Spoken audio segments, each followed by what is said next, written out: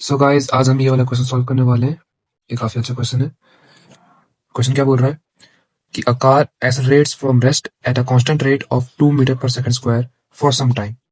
Then it retards at a constant rate of 4 meter per second square and comes to rest. If total time of motion is 3 seconds, then total distance traveled is. मतलब एक car है, वो accelerate कर रही है 2 metre पर second square से। जी, अब आपको बेटर दिखेगा। तो एक्सेलरेट कर रहा है 2 मीटर पर सेकंड स्क्वायर से, और एक पॉइंट पे आके फिर वो ब्रेक मारता है और रिटार्ड करने लग जाता है। ए इज इक्वल्स टू माइनस में 4 मीटर पर सेकंड स्क्वायर, और स्टॉप में आ जाता है। हमें ये टाइम भी नहीं पता, हमें ये टाइम भी नहीं पता। इसको T1 और T2 मान लेते हैं। ये पॉइंट वो है जहाँ से उसने ब्रेक मारना स्टार्ट कर दिया है। अब यहाँ पे देखना कि ये जो पॉइंट है जहाँ पे इसने ब्रेक मारना स्टार्ट किया है, वहाँ पे जो वेलोसिटी होगी वो दोनों की सेम होगी, है कि नहीं। ये ऐसा मत समझना कि ये पॉइंट में अचानक से वेलोसिटी डाउन हो जाएगी। अचानक से नहीं होगी वेलोसिटी डाउन। वो वेलोसिटी ऐसी है कि वेलोसिटी ऐसे ऐसे बढ़ रही थी, फिर एक पॉइंट आया और उसके बाद नीचे नीचे घटने लग गई। तो ये जो पॉइंट है, ये पॉइंट कॉमन पॉइंट है। कॉमन पॉइंट है मतलब ये इस वाले ग्राफ के लिए भी आ रहा है और इस वाले ग्राफ के लिए भी। जहाँ पे एक्सेलरेशन 2 है तब भी, और जहाँ पे एक्सेलरेशन -4 है तब भी, इन दोनों सिचुएशन में ये एक वेलोसिटी है जो कॉमन है।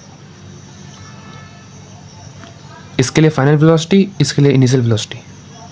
चलिए, अब हमें पता है ये जो वेलोसिटी का फॉर्मूला आता है v is equals to u plus a t. हमने इस वाले टाइम को t1 ले लिया था, तो इस वाले पार्ट के लिए बात करते हैं पहले। v is equals to, rest से स्टार्ट हुआ है तो 0 प्लस 2t1। अब इस वाले पार्ट के लिए बात करें तो v is equals to u plus a t. इसके लिए t2 है और v इसके लिए 0 है।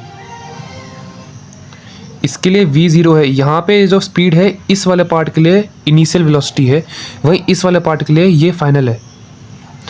सो v 0 है, इनिशियल वेलोसिटी v है, और -4t2। So v is equals to 4t2। दोनों को इक्वेट कर दो, 2t1 is equals to 4t2, यानी कि t1 is equals to 2t2। अब हमें क्वेश्चन में एक और चीज़ दी गई थी। क्या दिया गया था कि जो टोटल टाइम है t, वो 3 सेकेंड है। तो टोटल टाइम होगा वो t1 प्लस t2 होगा, यानी कि t is equals to 2t2 plus t2 is equals to 3। 3t2 is equals to 3, t2 is equals to 1 second. अब t2 is equals to 1 second, t1 is equals to 2 second, और यहाँ से फिर आगे हम सॉल्व करेंगे इसकी डिस्टेंस निकालना। s is equals to s1 पहले पार्ट के लिए, u 0 हो जाएगा, तो half into 2 into T square, और s2 is equals to half. उसके लिए नहीं, इसके लिए v बचेगा ना। v कितना होगा? इसके लिए बनेगा 4 times t2।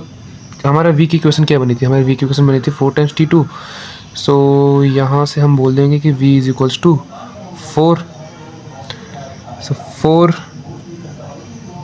Times 1 minus half. Minus इसलिए क्योंकि अब एक्सेलरेशन माइनस में आ रही है ना, अब वो रुक रहा है।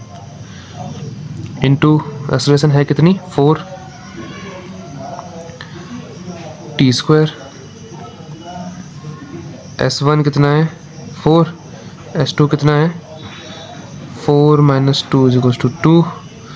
सो टोटल जो आएगा वो आएगा 4 2 6। सो 6 मीटर ये टोटल चलेगा। ये एक्चुअली काफ़ी अच्छा कॉन्सेप्ट है, काफ़ी अच्छा क्वेश्चन है ये, एक बार फिर से देख लीजिए।